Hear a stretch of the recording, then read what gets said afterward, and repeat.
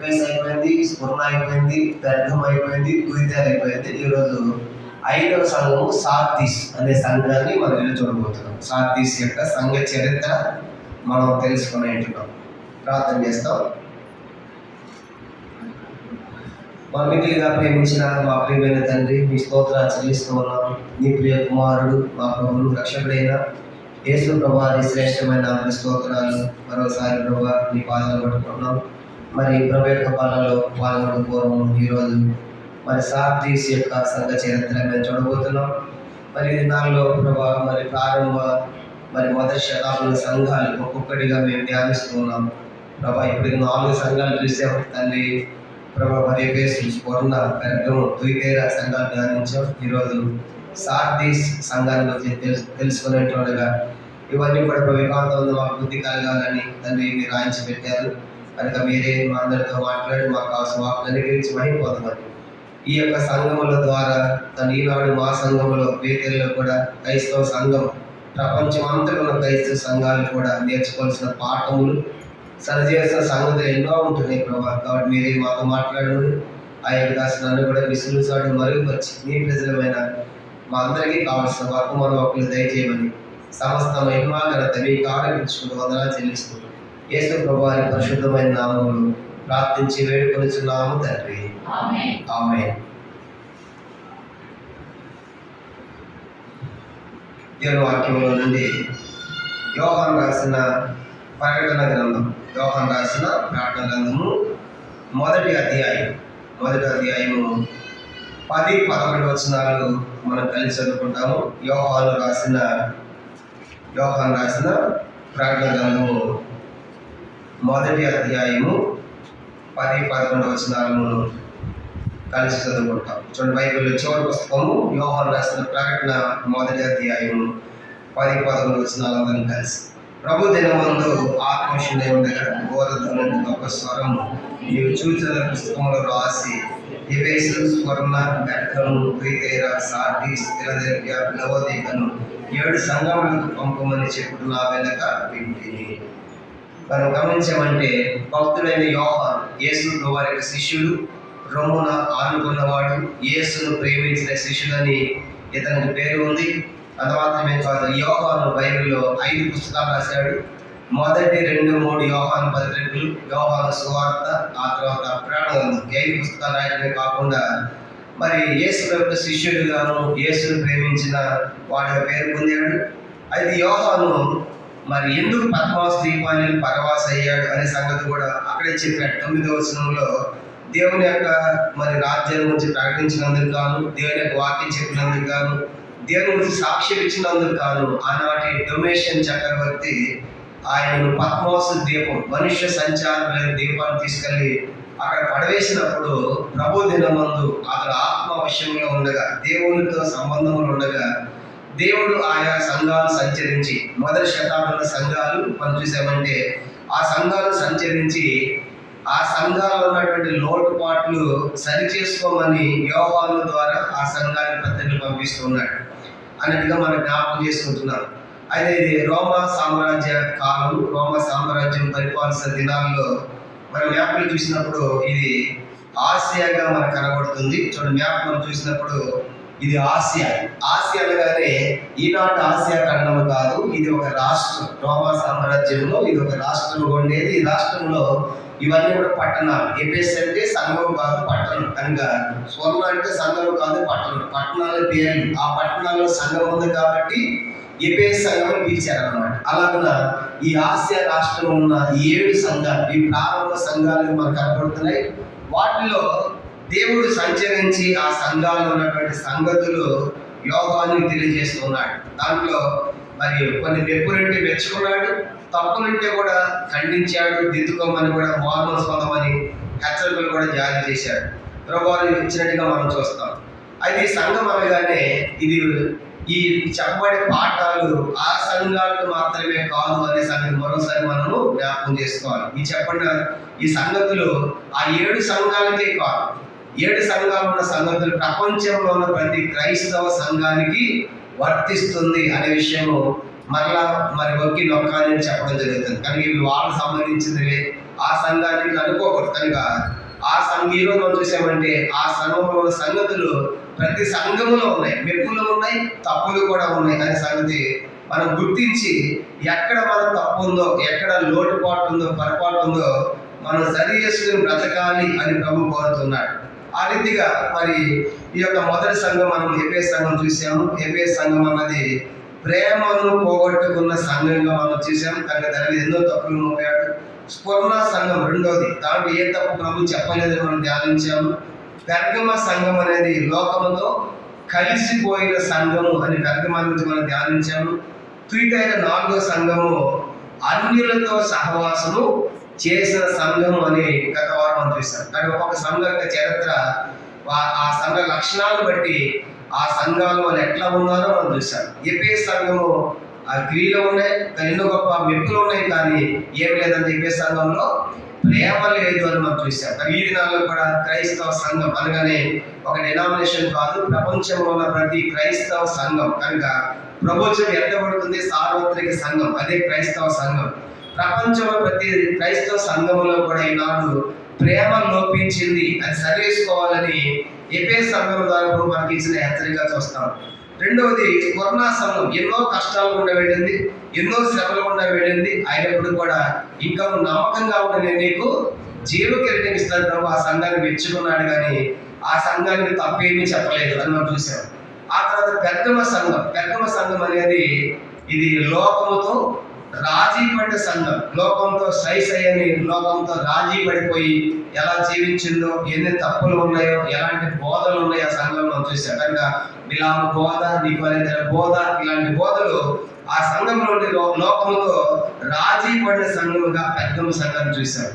తర్వాత నాలుగోది తుయితైన సంఘం. ఈ తుయితైన సంఘం అన్నది అన్యులతో సహవాసం. కనుక దాంట్లో యెజబెలు కనబడుతుంది, యెజబెలు యొక్క జాలతో కీళ్ళు కనబడుతున్నాయి, యెజబెలు బోధ కనబడుతుంది. యెజబెలు ఎవరు? యెజబెలు ఒక అన్యురాలు, సీదోను కుమార్తె కదా.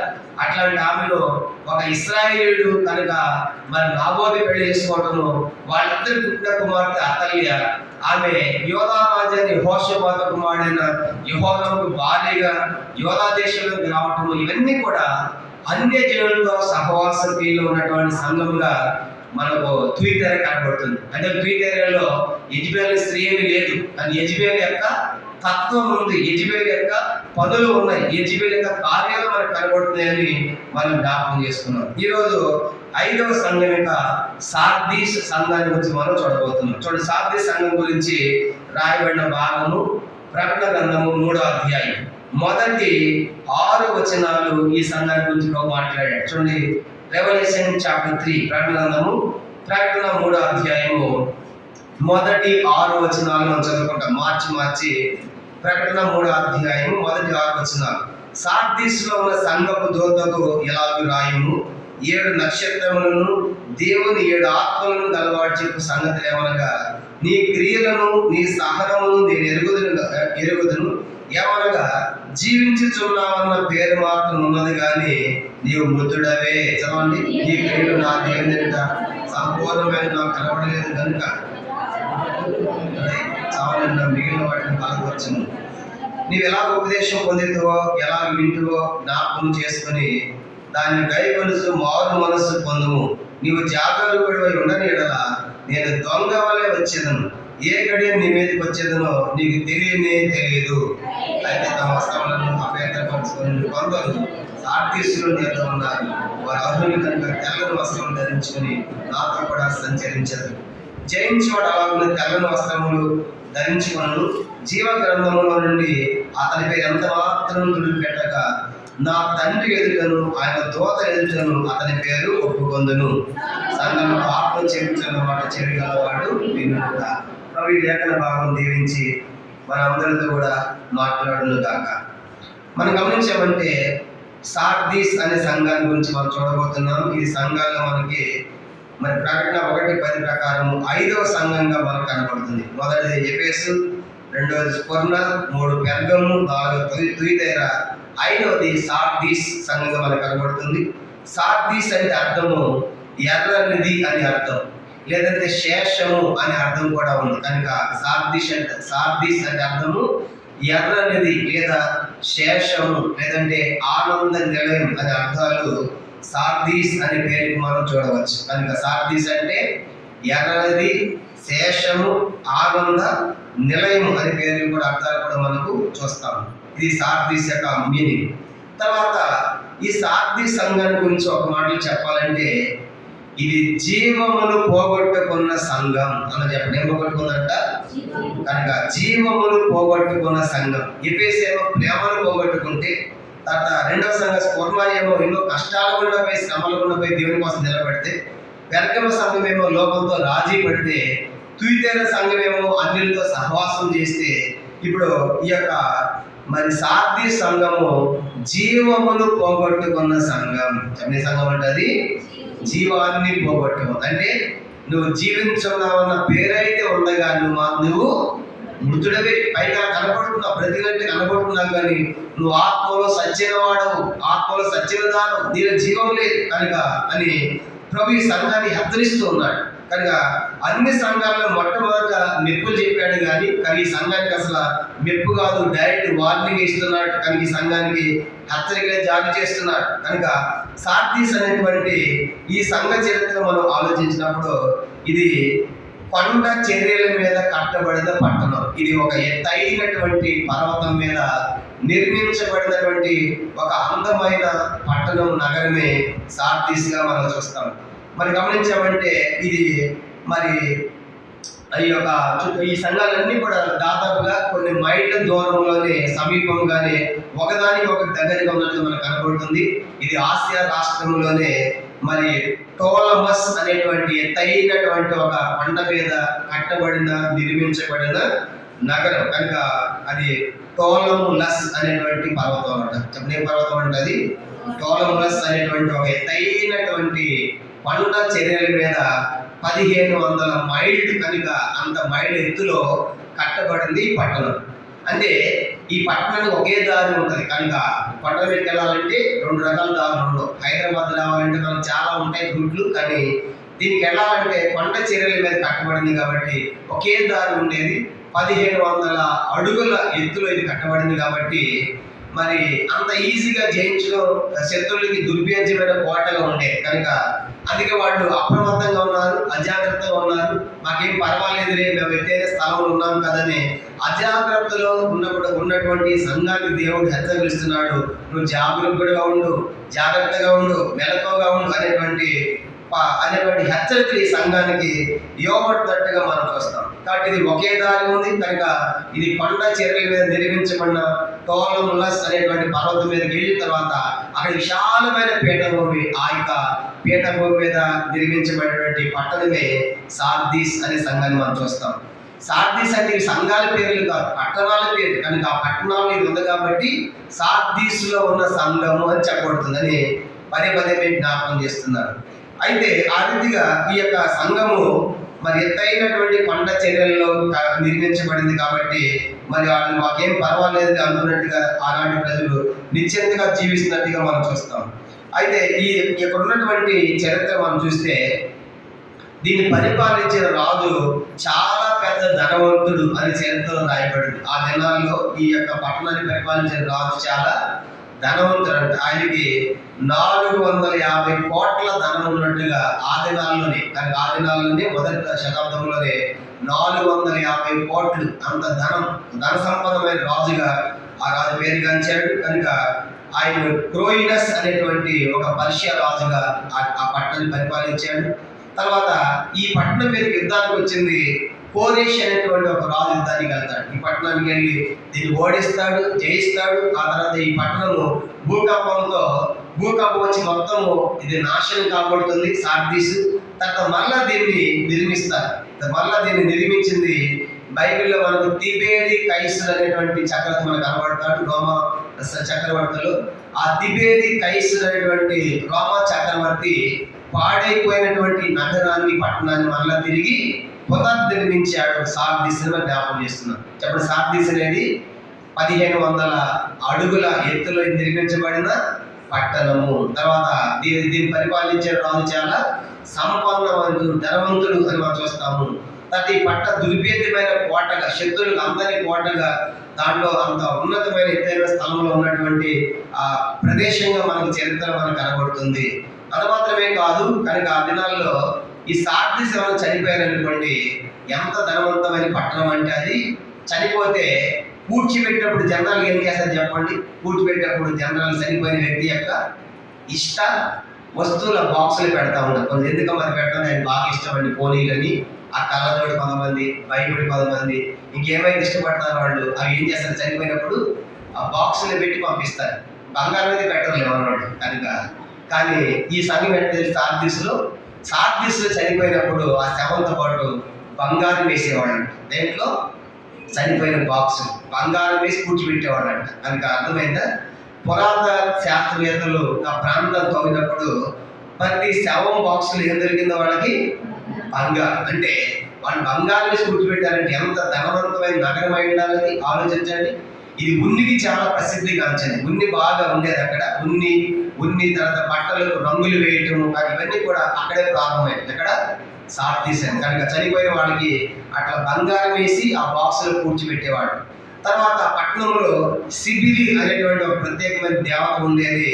ఆ దేవతను ఆరాధించేవాడు. ఇంకా చాలా దేవతలు ఉన్నాయి. వాళ్ళ ముఖ్యమైన దేవత సార్దీస్లో సిబిలి అనేటువంటి ఒక దేవతను ఆరాధించేవాడు. ఇది ఉనికి ప్రసిద్ధిగాంచింది, బట్టల రంగులు ప్రసిద్ధిగాంచింది, పండ్ల వ్యాపారాలు ప్రసిద్ధిగాంచింది. ఇంకా మనం చెప్పాలంటే ఒక మాటలో ఈ పట్టణంలో దొంగలు కూడా ఎక్కువ ఉండేవాడు. ఇందాక మనం చూసి ఆరాధనలు కూడా దొంగల చేత పట్టబడ్డం చూసాం కదా. ఆ మార్గ మధ్యలో ఎత్తైన స్థలం నుంచి యెరూషలేము నుండి ఎరుకోపోతుంటే దారి మధ్యలో ఎట్లా అవకాశం కొట్టారు దొంగలు. ఇది కూడా ఎత్తైన పట్టణం కాబట్టి వీళ్ళు అజాగ్రత్త ఉన్నప్పుడు దొంగలు కూడా ఆ పట్టణంలో చనబడి ధనవంతమైంది కాబట్టి చాలా దోచుకునిపోయేవాడు. దొంగలు కూడా ఎక్కువగా సంచరించే ప్రాంతంగా ఈ సార్దీస్ మనకు కనబడుతుంది. ఇదంతా బైబిల్లో లేదు, ఇదంతా ఈ సంఘానికి సంబంధించిన చరిత్ర. కనుక చరిత్రలో దీని గురించి ఇవన్నీ చెప్పబడ్డాయి. కనుక ఎత్తైనటువంటి ప్రాంతం నిర్మించబడింది. పరిపాలించే రాజు ధనవంతుడే. చాలా ప్రజలు కూడా ఉన్నిని బాగా వాడేవాళ్ళు, బట్టలు రంగులు వేసేవాళ్ళు, తర్వాత పండ్ల వ్యాపారం బాగా చేసేవాళ్ళు, దొంగలు ఉండేవాళ్ళు, సిబిలి అనేటువంటి ఒక దేవత ఉండేది. అలాగా ఈ పట్టణము మరి టోలములస్ అనేటువంటి ఒక ఎత్తైన పర్వతం మీద 1500 అడుగుల ఎత్తులు నిర్మించబడి దుర్భేద్యమైన కోటగా మరి వెలసిల్లినట్లుగా మనకు కనబడుతుంది. దీన్ని పరిపాలించినటువంటి మరి రాజు మనం చూసినప్పుడు కురోయినస్ అనేటువంటి రాజు. ఇతడు బాగా ధనవంతుడు. 450 కోట్ల ధనము ఆ దినాలలో అతనికి ఉంది. అతను ఓడించాడు కోరేష్ రాజు. ఓడించిన తర్వాత మళ్ళీ ఆ భూకంపం చది పడిపోయింది. ఆ పట్టణం అంతా శిథిలం అయిపోతే మళ్ళీ తిబేరి కైసరు అనేటువంటి రోమా చక్రవర్తి మళ్ళీ ఆ పట్టణాన్ని తిరిగి పునర్నిర్మించినట్లుగా చరిత్ర మనకు తెలియజేస్తా ఉంది. కానీ ఇప్పుడు చెప్పినంత కూడా మన బైబిల్ ఉండదు, కానీ ఈ యొక్క దాని వెనకడి చరిత్ర మనం చెప్పుకున్నాం. ఇప్పుడు దీన్ని మనసులో పెట్టుకుని ఈ సంఘంలో లక్షణాలు ఎట్లా ఉన్నాయో మనం ఈ సంఘం లోపలికి వెళ్తాం. చూడండి, యోహాను రాసిన ప్రకటన గ్రంథము, యోహాను రాసిన ప్రకటన 3వ అధ్యాయము 1వ వచనం. ప్రకటన 3వ అధ్యాయము 1వ వచనం.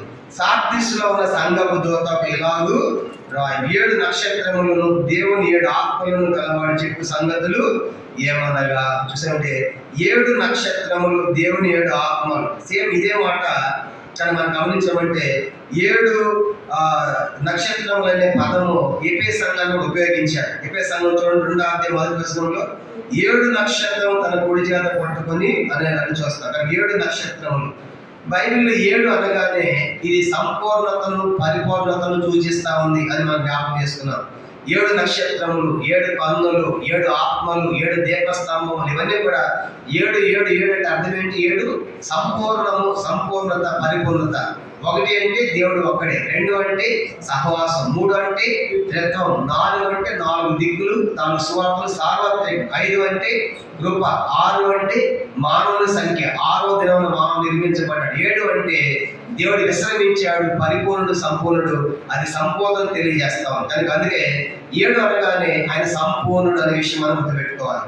ఆ దేవుడు 7 ఆత్మలు కలిగి 7 నక్షత్రములు, దేవుని 7 ఆత్మలు కలవాడు చెప్పు సంగతులు ఏమనగా. దేవుని 7 ఆత్మలు అంటే దేవుడికి 7 ఆత్మలు ఏమి లేవు. కనుక దాని అర్థమైందంటే 7 ఆత్మలు అంటే ఆయన భూమి మీద ఎక్కడైనా ఎవరినైనా అన్ని ఒకేసారి చూడగలడు. అతడు తన సంపూర్ణత తెలియజేస్తాడు. సంపూర్ణత పరిపూర్ణతను తెలియజేయడానికి 7 ఆత్మలను చెప్పాడు కాబట్టి దేవుడు 7 ఆత్మలు, దేవుడు 7 ఆత్మలు ఉంటే మనం అనుకోవాలండి. కనుక ఆత్మ అనగానే ఒకటే. చూడండి, ఆది కాండంలో ఏముంటుంది? దేవుని ఆత్మ జనముల పైన అల్లాడుచుండేది. ఏంటి ఆత్మ?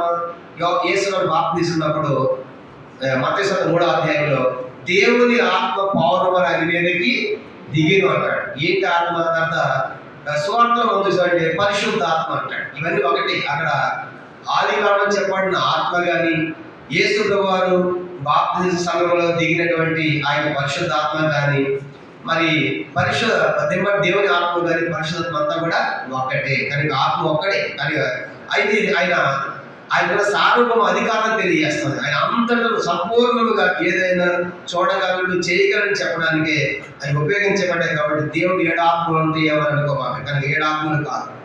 గమనించండి ఏమంటాడు ఈ సంఘాన్ని గురించి. ప్రకటన 3వ అధ్యాయము 1వ వచనం.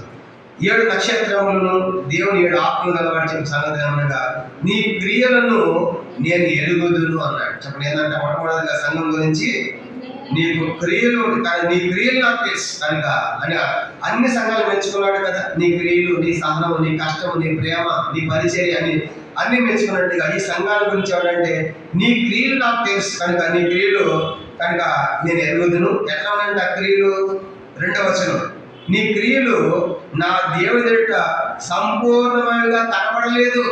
అర్థమైందా? కనుక ఇప్పుడు ఇది క్రియలు ఉన్న సమయమే కానీ ఆ క్రియలు సంపూర్ణంగా లేని సంఘం. చెప్పే సంఘం అంట క్రియలు ఉన్నాయి కానీ ఆ క్రియలు ఏమి లేవు, సంపూర్ణంగా లేవు. మీకు అర్థమేమని చెప్పాలంటే మీకు ఏదైనా ఒక పని అప్పగించి మొత్తం చేయండి అన్నాం అనుకోండి, సగం చేసిపోతే ఏమంటారు? చెప్పండి, సగం చేసిపోతే అది పని అయిపోయినట్ట. అదనమాట. చేసాము కానీ సంపూర్ణంగా చేయలేదు, పరిపూర్ణంగా చేయలేదు. ఏదో డ్యూటీ అప్పగించారనుకోండి, సగం చేసి వెళ్ళిపోతే మెచ్చుకుంటారా ఎవరైనా? కనుక అది కాదు. అంటే క్రియలు ఉన్నాయి కానీ చేసినట్టుగా ఉందని సంపూర్ణంగా చేయాలి. దేవుడు ఏమని కోరుతాడంటే ఆయన పరిపూర్ణుడు. మత్తయి సువార్త 5వ అధ్యాయం. మన దేవుడు ఎట్లాంటి వాడంటే ఆయన పరిపూర్ణుడు కాబట్టి మనం కూడా పరిపూర్ణులుగా ఉండాలి ఆయన కోరుతున్నాడు. మత్తయి సువార్త 5వ అధ్యాయము 48వ వచనం. మత్తయి సువార్త 5వ అధ్యాయము 48వ వచనం. మీ పరలోకపు తండ్రి పరిపూర్ణుడు కనుక మీరును పరిపూర్ణులుగా ఉండేదారు. కానీ మన తండ్రి పరిపూర్ణుడు, మనము కూడా పరిపూర్ణులుగా ఉండాలి. అంటే మనకి అప్పగించారనుకోండి పని, అదే చేయాలి, పూర్తిగా సంపూర్ణంగా చేసేలా. కొంతమంది ఎక్కడుంటారంటే చేస్తూ ఉంటారు, ఎవరైనా రాగదు వాళ్ళే పని వెళ్ళిపోతారు అనమాట. అప్పగించింది నీకు కదా, నువ్వు కదా పూర్తి చేయాల్సి, ముగించాల్సింది నువ్వు కదా. కాబట్టి వాళ్ళకి చెప్పామని వీళ్ళకి చెప్పామన్నా సాకు చెప్తూ ఉంటారు. అట్లాంటి సంఘం ఇది కూడా. ఈ సాధ్య సంఘం కూడా క్రియలు ఉన్నాయి కానీ ఆ క్రియలు సంపూర్ణంగా పరిపూర్ణంగా లేవు. కనుక అలా సంపూర్ణంగా పరిపూర్ణంగా లేకుండా ఏమైపోయిందంట 3వ అధ్యాయం చూడండి. నీ క్రియలు నేను ఎరుగుదును ఏమనగా జీవించుచున్నావన్న పేరు మాత్రం ఉన్నది కానీ నీవు మృతుడవే. చూసా కనుక జీవించినట్టు పైకి కనబడుతుంది కానీ మన భాష చెప్పు, నువ్వు సచ్చిన వాడివే, సచ్చిన దానివి, పైకి మాత్రం బతుకున్నట్టే కనబడుతున్నావు. చచ్చిపోయిన వాడే చచ్చిపోయిన దానివి. ఆదాము కూడా చూడండి, పాపం చేసిన తర్వాత ఆదాము కూడా ఏం జరిగింది? దేవునితో ఉన్న సంబంధము ఆత్మలో దిగిపోయింది. భౌతిక బతికి రాడా చచ్చిపోయాడు? ఏమన్నా చచ్చిపోలేదు, బతికే ఉన్నాడు. కానీ అన్నాడు ఈ పండు దేవుడు నిశ్చయముగా చచ్చేదో ఉన్నాడు. నువ్వు చచ్చిపోలేదు, బతికే ఉన్నాడు. ఎక్కడ చచ్చిపోయాడు? ఆత్మలో చచ్చిపోయాడు. ఆత్మలో అంటే ఆత్మలో దేవుడితో ఉన్న సంబంధం తెగిపోయింది. ఆదాము పైకి బతికే ఉన్నాడు. కానీ ఇప్పుడు బతుకున్న బతికి ఎట్లాంటి బతుకు? దేవుడు లేని బ్రతుకు అనమాట, దేవుడితో సంబంధం లేని బ్రతుకు అనమాట. కనుక ఆత్మలో ఎట్లా చచ్చిపోయాడో ఈ సంఘం కూడా నువ్వు పైకి మాత్రము జీవించున్నట్టు ఉన్న మృతుడవే. అంటే పైకి శరీరం కనబడుతుంది కానీ జీవించడానికి దానిలో జీవం లేదు. కనుక మృతమైన శరీరం కలిగి ఉన్నాడు. కానీ ఈ దినాల్లో వచ్చేసామంటే ప్రతి క్రైస్తవ సంఘం, ప్రతి డినామినేషన్ కూడా ఈ సీజన్లో ఉన్నాయి. ఈ దినాల్లో క్రైస్తవ సంఘం, క్రీస్తు యొక్క సంఘం, ప్రపంచమంతట సంఘాలు ఏ స్థాయికి వచ్చాయంటే పైకి జీవముతో ఉన్నట్టు కనబడుతుంది కానీ చచ్చిపోయిన సంఘాలే. కనుక జీవము లేని సంఘాలు, జీవాన్ని పోగొట్టుకున్న సంఘాలుగా మనకు కనబడుతుంది. కనుక ప్రారంభ దినాల్లో మన అపోస్తలుగా మనం చూసామనుకోండి, వాళ్ళకి ఎన్ని శ్రమలు వచ్చినా, ఎన్ని కష్టాలు వచ్చినా వాళ్ళు ఎక్కడ భయపడినట్టు, బెదిరిపోయినట్టు, చెదిరిపోయినట్టుగా చెప్పబడలేదు. రాత్రి మనం ఇంటికి వచ్చాం కనుక మీటింగ్లో వాళ్ళు చూసి ప్రపంచం అంతా తలకిందులైపోయింది కనుక జైలు వేసి ఇదంతా జైలు బయటకు వెళ్ళిపోయారు. కానీ వాళ్ళు ఆశ్చర్యపోయారు. కానీ అట్లాంటి క్రియలు ఆనాటి అపోస్తలులు కానీ సంఘాలు కానీ చేశారు కనుక అటు అతీతమైన కార్యాలు వాళ్ళు చేశారు. ఒక మాట చెప్పాలంటే వాళ్ళు భూలోకాన్ని తలకిందులుగా చేశారంట. భూలోకాన్ని తలకిందులుగా చేశారు. ఇంకా చెప్పేవాడు వాళ్ళ కష్టం వచ్చిన శ్రమ వచ్చినప్పుడు అందరూ కలిసి ప్రార్థన చేస్తే ఏమొచ్చిందంట, భూమిని కంపింపజేశారు. కనుక అది ఆనాటి సంఘం యొక్క శక్తి. ఈరోజు సంఘం ఎట్లుందంటే లోకానికి భయపడుతుంది, రాజకీయ నాయకులు భయపడుతుంది, ఎక్కడ చంపుతారో కొడతారు వీటికి భయపడుతుంది. కనుక ఆనాటి సంఘాలు దేనికైనా సిద్ధపడ్డాయి, కానీ తెగించే కనుక దేవుని కోసం వాళ్ళ జీవిత సంఘాలు మనం చూసాం కదా. కనుక మరి మనం పెర్గమ సంఘాన్ని చూసినప్పుడు సాతాను స్థాపన జీవించే సంఘం అక్కడ అంతిమైన వ్యక్తిని చెప్పినప్పుడు కూడా వారు దేవుని నామాన్ని విడిచిపెట్టలా, విశ్వాసాన్ని విడిచిపెట్టలా, ఎలా బ్రతకాలో మనం చూసాం. కానీ ఈరోజు మన క్రైస్తవ సంఘాలలో లోటు ఏంటంటే మొట్టమొదటిగా పైకి జీవించుచున్నామన్న పేర్లు అయితే ఉన్నాయి, కానీ వాళ్ళంతా కూడా మృతులుగానే ఉన్నారు. కనుకంటే లోపల జీవము లేని వారిగా ఉంటే మనం చూస్తాం. అందుకే దేవుడు వాళ్ళు ఎందుకు పిలిచాడు? ఆయన యొక్క సువార్తను ప్రకటించాలని కదా, కనుక ఆయన పరిచయం చేయాలని కదా. అట్లాంటిది దేవుని క్రియలు సంపూర్ణంగా లేవు కనుక నీ లోపల జీవించుచున్నామన్న పేరైతే ఉంది, నువ్వు మృతుడవే. కారణం ఏంటంటే ఈ సంఘము ఇది సంపూర్ణంగా చేయటంలా ఏ చేసినప్పుడు కూడా. ఉదాహరణగా సౌలు కూడా దేవుడు అప్పగించాడు. సౌలుకి అప్పగించాడు, నువ్వు పోయి అమాలేకులు చేయాలి, పూర్తిగా నిర్మూలన చేయాలి. ఏం చేయాలంటే మొట్టమొదటిగా అంత పూర్తిగా నిర్మూలన అంటే ఏం కనపడకుండా చేయాలన్నట్టు. సౌలు ఏం చేశాడు? అమాలేకులు చంపాడు, విజయం సాధించాడు. బలిసిన వాటిని, కొవ్విన వాటిని, అందమైన వాటిని తీసుకుని వచ్చి ఒక దగ్గర పెట్టిన తర్వాత సమయంలో వచ్చి ఏంట క్యాపిల్ రంగులు ఏంటంటే ఏమన్నాడు, ఇది దేవునికి బలి అర్పించాలన్నాడు. నీకు చెప్పేది ఏం పని? అది సంపూర్ణం చేయమన్నాడు కదా, నిర్మూలన చేయమన్నాడు కదా. నిర్మూలన చేయలే సౌలు. ఆ సంపూర్ణంగా నిర్మూలన చేయనందుకు ఆ అమాలేకుడి చేతిలో చనిపోయాడు చివరికి ఈ సౌలు రాజు. కనుక గమనించాము. కాబట్టి అంటే సంపూర్ణంగా చేయలేదు సౌలు. ఈనాడు కూడా దేవుని ప్రజలు దేవుని స్వార్థ మనం ప్రకటిస్తున్నామా, దేవుని సేవ మనం చేస్తున్నాం కానీ అది సంపూర్ణంగా లేదు అంటున్నాడు. ఏదో మందిరానికి వస్తున్నాం, ఆదివారం కానీ మందిరానికి రావాలి, పాటలు పాడాలి, తర్వాత ఆరాధన చేయాలి, తర్వాత బలవాకు మీద బలంలో పాల్గొనాలి, పానికేయాలి, వెళ్ళిపోవాలి. కనుక ఇది రొటీన్ అయిపోయింది అనమాట. కనుక ఇది నిరంతర చర్యలుగా మారిపోయింది, కానీ దీని లోపల జీవము లేదు. కనుక ఏదో పైకి పోతున్నాం కానీ ఆ యొక్క సారము నీళ్ళు లేదని ఈ సంఘాన్ని దేవుడు హెచ్చరిస్తూ ఉన్నాడు. ఈ దినాల్లో ఉన్న అన్ని సంఘాలు కూడా లోటు ఏంటంటే పైకి బాగానే ఉన్నాయి, కానీ జీవము లేని సంఘాలు కనుక నిర్జీవమైన సంఘాల్లాగా ఉన్నాయి. కనుక శరీరము అది బ్రతికోవాలని కనబడుతుంది, కానీ మృతమైందిగా మనం చూస్తాం. అందుకే దేవుడు ఏమంటున్నాడు చూడండి, దేవుడు ఎరుగుమని వాళ్ళు చెప్పుకుంటారు, కానీ వాళ్ళ అసహ్యులు, అవిధేయులు, ప్రతి సత్కార విషయంలో భ్రష్టులై ఉండి వాళ్ళు దేవుని ఎరగమంటున్నారని తీర్పు పత్రిక 1:16 ప్రభు చెప్పే మాట మనం చూస్తాం. కానీ దేవుని ప్రజలంగా ఈ మధ్యన ఎక్కడ తీసుకుందాం, పైగా జీవించుచున్నామన్న పేరైతే ఉండి మనము మృతులుగా ఉన్నామా. కనుక మృతమైతే ఒక మాట చెప్పాలంటే ఇది కోమాలో ఉన్న సంఘం. ఏంటంట కోమాలు అంటే కోమాలో ఆయన చూస్తాడా? చూడలేడు, మాట్లాడలేడు, వినలేడు. అంటే బ్రతకదు, ఆ బాడీ బతుకుంది అంతే. కనుక ఆ వెంటిలేటర్ పెట్టి అది ఏదో కాలు చేసి కదులుతూ ఉంటే అంతవరకు. కనుక అది చూడలేదు, వినలేదు, మాట్లాడలేదు. ఒక మాట చెప్పాలంటే జీవించినట్టుగా ఉంది, కానీ చెప్పండి ఆ బాడీ ఏమి కూడా అదనమాట. ఈ సంఘం కూడా అదే ఇస్తుంది అనమాట. జీవించున్నది కనబడుతున్నావు కనుక నీ లోపల జీవము లేదు. కనుక అది మృతుడవే. అంటే ఎందుకు అలాగూ అంటే నువ్వు చేసే క్రియలు సంపూర్ణంగా లేదు. మనం చేసే క్రియలు ఎట్లా ఉండాలంటే యాకోబు పత్రిక దేవుడు అబ్రాహాము గురించి మాట్లాడుతాడు, రాహాబు గురించి మాట్లాడితే ఏమంటున్నాడు చూడండి. యాకోబు పత్రిక 2వ అధ్యాయం. మన క్రియలు ఎట్లా ఉండాలంటే యాకోబు పత్రిక 2వ అధ్యాయము 21 నుంచి చదువుతున్నాను. యాకోబు పత్రిక 2వ అధ్యాయం 21 నుండి. మన పితరుని అబ్రహాము, యాకోబు పత్రిక 2వ అధ్యాయం 21 వచనం. మన పితరుని అబ్రహాము తన కుమారుని ఇస్సాకును బలిపీఠం మీద అర్పించినప్పుడు అతడు క్రియల వల్ల నీతిమంతుడైన తీర్పు పొందలేదా? మా విశ్వాసం అతని క్రియతో కూడి కార్యసిద్ధి కలిగేసినని క్రియల వల్ల అతని విశ్వాసము పరిపూర్ణమైన గ్రహించుచున్నాము. అబ్రహాము విశ్వాసము క్రియల ద్వారా ఏమైందంట? పరిపూర్ణమా అసంపూర్ణమా? పరిపూర్ణమైపోయింది. కనుక చూసే అబ్రహాము ఇస్సాకును బలి అర్పించినప్పుడు అంటే బలి అర్పించాడా? కనుక బలి అర్పించలేదుగా. కనుక పైకి వెళ్తామంటే అయ్యా మరి అన్నాడు తండ్రి, నాయన కట్టెలో ఉన్నాయి, మరి నిప్పు ఉంది, మరి గొరిపెళ్ళలేదు అన్నప్పుడు దేవుడే చూసుకుంటాడని చెప్పాడు అని చెప్పి పైకి వెళ్ళిన తర్వాత అంతా పేర్చిన తర్వాత అబ్రహాం తన కుమారుడిని బంధించాడు. అప్పుడు ఇస్సాకు వయసు సుమారుగా 17 సంవత్సరాలు, అంటే 17 years, 17 సంవత్సరాల యవనస్తుని బంధిస్తా ఉంటే అబ్రహాం వస్తున్నాడు కదా, తప్పించి పారిపోవచ్చు, కానీ ఇస్సాకు విధేయుడే, అలాగే మౌనం వహించాడు. అబ్రహాం కత్తి కూడా తీశాడు, అలా కత్తి పైకి కూడా ఎత్తాడు.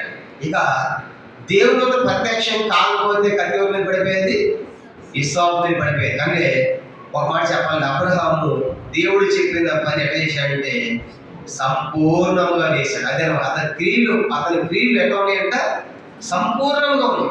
అంటే అబ్రహాం ఇప్పుడు చూడండి, కత్తి ఎత్తి చంపాడంటే మొట్టమొదటి ఎక్కడ చంపుకోవాలి? మొట్టమొదట హృదయంలో చంపుకోవాలి. మొట్టమొదటి ఎక్కడ చంపుకున్నాడు? ఇప్పుడు ఇస్సాకుని చంపేస్తున్న మొట్టమొదట హృదయంలో చంపుకుంటేనే కత్తి చంపుతాడు బయటికి. కనుక హృదయంలో చంపేసుకున్నాడు. అంటే అప్పటికి నాకు ఇస్సాకు నాకు దేవుడు అడిగాడు, దేవుడికి ఇచ్చేస్తుందని హృదయంలో చంపుకున్నాడు. అది చూశాడు దేవుడు. కానీ దేవుడు చూసి లోకంలో అబ్రహాము ఆకు, నువ్వు దేవునికి భయపడేవాడివి, నీ లోపల క్రియలు ఉన్నాయి, నువ్వు చేసిన పని కూడా సంపూర్ణంగా ఉంది, కాబట్టి ఇస్సాకును కానీ బలించి పొట్టేలో తీసుకున్నాని దేవుడు ప్రత్యక్షమయ్యాడు. కానీ అబ్రహాము ఎంత గొప్ప క్రియలు అంటే, ఎంత గొప్ప విశ్వాసం అంటే పరిపూర్ణమైన క్రియలు, పరిపూర్ణమైన విశ్వాసం ఎవరికి ఉందంట?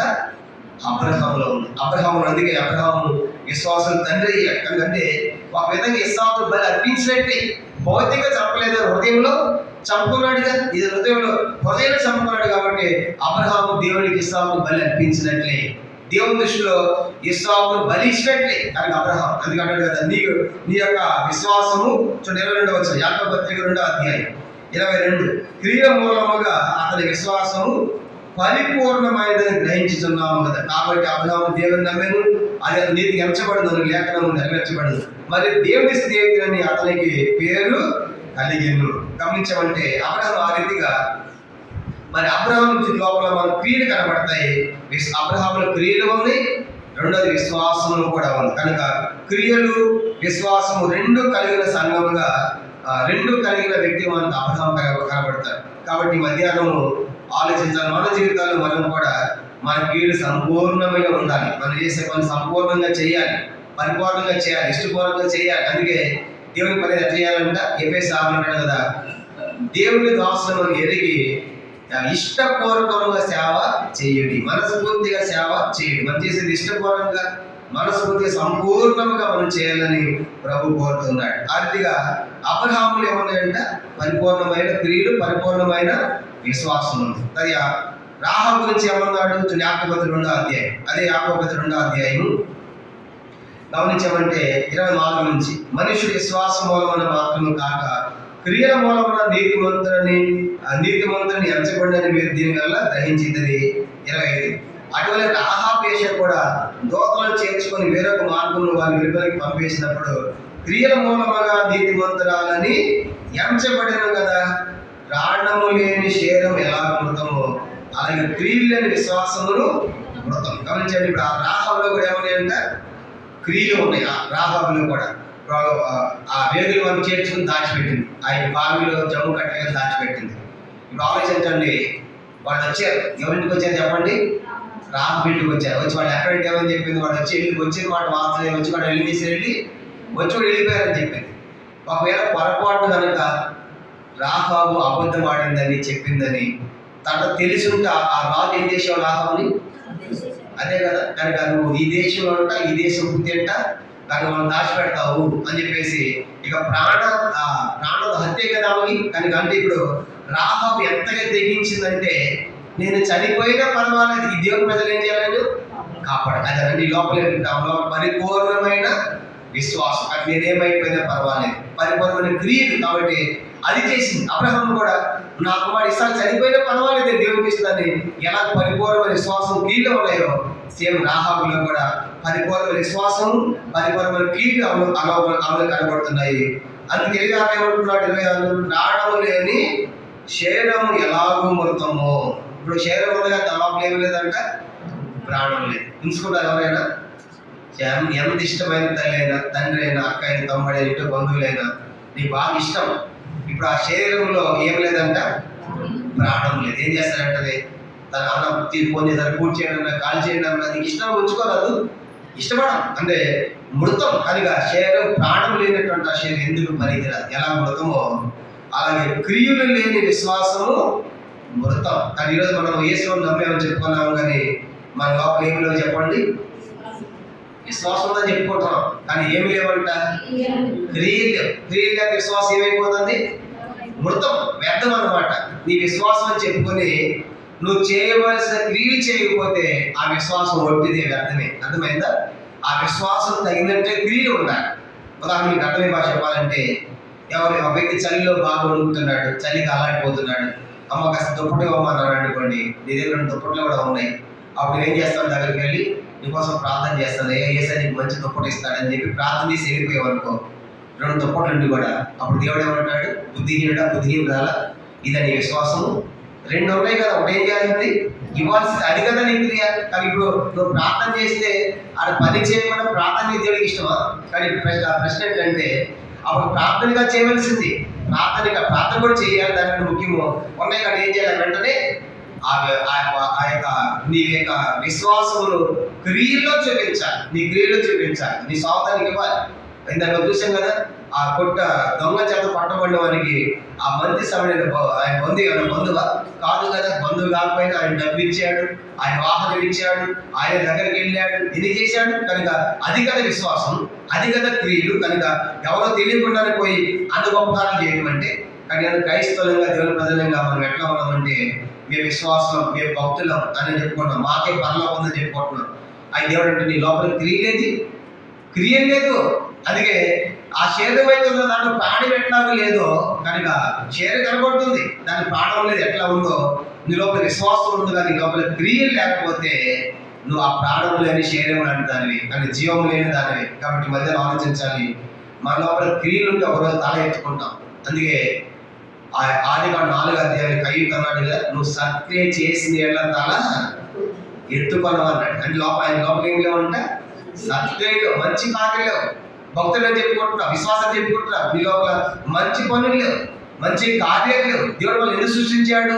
ఎఫెసీ పత్రిక 2వ అధ్యాయం, సత్క్రియలు చేయాలని. ఎఫెసీ పత్రిక 2వ అధ్యాయం 10వ వచనం. దేవుడు వాళ్ళు సృష్టించింది దేని కొరకంటే సత్క్రియలు శ్రద్ధగా చేయాలి. ఎఫెసీ పత్రిక 2వ అధ్యాయము 10వ వచనం. ఎఫెసీ 2:10. మరియు వాటి ఎందుకు మనం నడుచుకున్న వాళ్ళని దేవుడు ముందుగా సిద్ధపరిచిన సత్క్రియలు చేయటకై మనం క్రీస్తు యేసునందు సృష్టింపబడిన వారమై ఆయన చేసిన పని అయి ఉన్నాం. కాబట్టి దేవుడు మనం సృష్టించిన ఉద్దేశము సత్క్రియలు చేయటకై. కానీ క్రైస్తవులైన వారి లోపల మనకు సత్క్రియలు కనబడాలి. కనుక మన లోపల ఈ విశ్వాసం ఎంత గొప్పదని చెప్పుకుంటాము, దానికి తగినట్లుగా క్రియ ఉండాలి, పని ఉండాలి. అందుకే తీతు పత్రిక 3వ అధ్యాయం. ఆ సత్క్రియలు ఎట్లా చేయాలంటే తీతు పత్రిక 3వ అధ్యాయం 8వ వచనం. తీతు పత్రిక 3వ అధ్యాయము 8వ వచనం. తీతు పత్రిక 3వ అధ్యాయము 8వ వచనం చదవండి. ఈ మాట నమ్మదగినది కనుక దేవుని యందు విశ్వాసం ఉంచిన వాడు, దేవుని నమ్ముకున్నవాడు సత్క్రియలను శ్రద్ధగా చేయాలి. చూసారు, దేవుని నమ్ముకున్నవాడు, దేవుని యందు విశ్వాసం, దేవుని నమ్మకం చెప్పిన వాడు ఏం చేయాలంటే సత్క్రియలు శ్రద్ధగా చేయాలి. ఇందాక ఆ మంచి సమయం మనం చూసాం కదా, అతను శ్రద్ధగా తీసుకున్నాడు, పడేసి వెళ్ళిపోయాడు. శ్రద్ధిస్తున్నాడు, పరామర్శించి ఆయన చేర్చి డబ్బు కట్టి ఇంకా కావాలంటే మళ్ళీ లెక్కలు పెట్టిన మళ్ళీ ఎంత కేర్ తీసుకున్నాడు, ఎంత శ్రద్ధ తీసుకున్నాడు. కానీ అర్థమైతే కానీ మనం కూడా దేవుని ప్రజలమైన మనము దేవుని విశ్వాసం మనం ఏమన్నారంట, సత్క్రియలు ఉండాలి. అలా సత్క్రియలు ఉన్నప్పుడే సత్క్రియలు ప్లస్ విశ్వాసం 2 కలిసినప్పుడే ఒక ఫలవంతమైన, విజయవంతమైన క్రైస్తవ జీవితం మనకు సాధ్యమవుతుంది. కనుక నాకు విశ్వాసం ఉంటుంది, నేను క్రియలు చేయనంటే దేవుడు ఏమంటాడు, నీ విశ్వాసము మృతము, క్రియలేని విశ్వాసము మృతము. కాబట్టి తప్పనిసరిగా మనం ఈ ప్రశ్న ఏంటంటే, అసలు మన లోపల అసలు విశ్వాసం కూడా సరిగా లేదు. అర్థమైందా? విచారం అంటే విశ్వాసం కూడా ఉందా, విశ్వాసం అది కూడా లేదు. కనుక అందుకే ఏమన్నాడు, ఆయన మనిషి కూడా భూమి మీద కోసం విశ్వాసము, కానీ విశ్వాసము తగ్గిపోయింది, సత్క్రియలు అసలు లేదు. ఇప్పుడు మన పరిస్థితి ఎట్లా ఉందంటే, జీవించున్నామన్న పేరు కానీ ఆ సేవలు కనబడుతుందేమో. ఇప్పుడు మనకు విశ్వాసం లేదు, క్రియలు లేదు. కానీ ఇది ఏమైనా పేరు పెట్టాలి? వాళ్ళకన్నా దేవుడు చెప్పాడు మీ లోపల శరీరం లేని ప్రాణం కనబడుతుంది కానీ దేహం కనబడుతుంది కానదని చెప్పాడు. మన దేహమే కనబడే స్థితిలో ఉంది. కానీ ఎంత విచారం అంటే నిర్జీవము లేని నిర్జీవమైన స్థితిలో ఈనాడు మనం ఉన్నాం. కానీ ప్రభు హెచ్చరిక ఏంటంటే మనం జీవాన్ని పొందాలి, కనుక సత్క్రియను మనము చెయ్యాలి. కానీ జీవించున్న మన పేరైతే నీ పొందు కానీ నీ మృతుడవే. చూడండి, మొదటి తిమోతి పత్రిక 5వ అధ్యాయం. మొదటి తిమోతి పత్రిక నువ్వు చచ్చిన దానివే, చచ్చిన వాడు అంటాడు. ఇప్పుడు మొదటి తిమోతి పత్రిక 1 తిమోతి చాప్టర్ 5. మొదటి తిమోతి పత్రిక 5వ అధ్యాయము మనం గమనించండి 6వ వచనం. మొదటి తిమోతి పత్రిక 5వ అధ్యాయము 6వ వచనం. మొదటి తిమోతి 5వ సుఖభోగములు యందు ప్రవర్తించినది బ్రతుకుచుండియు చచ్చినదై ఉండదు. సుఖభోగాలతో ఉన్నావు, నువ్వు పైకి బతుకుతున్నట్టే ఉన్నావు. ఎట్లా ఉన్నావంట? నువ్వు చచ్చిన దాంతో సమానం. నువ్వు సుఖభోగాలకు అలవాటు పడి ప్రవర్తిస్తా సుఖభోగాలతో ఉండి బ్రతుకుతున్నట్టు కనబడుతున్నావు. కానీ దేవుడు అంటాడు ఎప్పుడో చచ్చిపోయాడు. కానీ ఎప్పుడు చచ్చిపోయిందా సచ్చిందని. కాబట్టి ఈరోజు మనం ఎట్లా ఉన్నాం? సుఖభోగాలతో. కనుక సుఖభోగములు అంటే దేవుని కంటే కూడా ఎట్లా ఉందంటే ఇదే తిమోతి పత్రిక 2వ తిమోతి పత్రిక 3వ అధ్యాయం. 2వ తిమోతి పత్రిక సుఖభోగాలంటే ఎంతగా దేవుని సుఖాన్ని ప్రేమిస్తున్నామంటే 2వ తిమోతి పత్రిక 3వ అధ్యాయము 4వ వచనం. 2వ తిమోతి 3:4 ద్రోహులు, మూర్ఖులు, గర్వాంధులు దేవుని కంటే సుఖానుభవం ఎక్కువగా ప్రేమించేవారు. పైకి భక్తి గల వారి వల్ల దాని శక్తిని ఆశ్రయించి ఇంటి వారి గుడిగా ఉంటారుగా దేవుని కంటే కూడా సుఖాన్ని ప్రేమిస్తున్నావు. అందుకే నువ్వు సచ్చిన దానం పై బతుకున్నావు, కానీ నువ్వు ఎప్పుడో చచ్చిపోయేది అదృష్టం అంటే దేవుడు. ఎందుకు సుఖాన్ని ప్రేమించావు? దేవుని కంటే కూడా సుఖాన్ని ప్రేమించడం అంటే కనుక వర్షం అయితే మన దగ్గర రావు, చలి అయితే మన దగ్గర రావు, ఎండ అయితే మన దగ్గర రావు. కనుక సుఖం కనుక ఎండ అయితే ఏసీలు కావాలి మనకి, అర్థమైందా? మనకి కూలర్లు కావాలి కనుక ఎండ అయితే.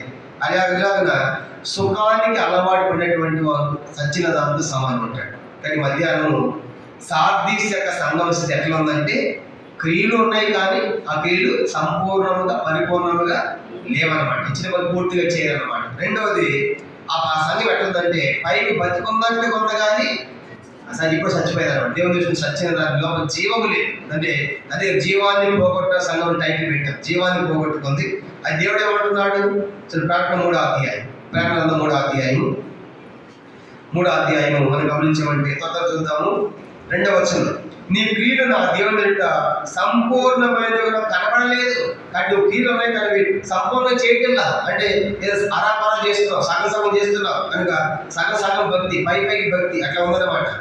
కనుక జాగ్రత్త కూడా చావున్న మిగిలిన వాటిని బలపరచుము.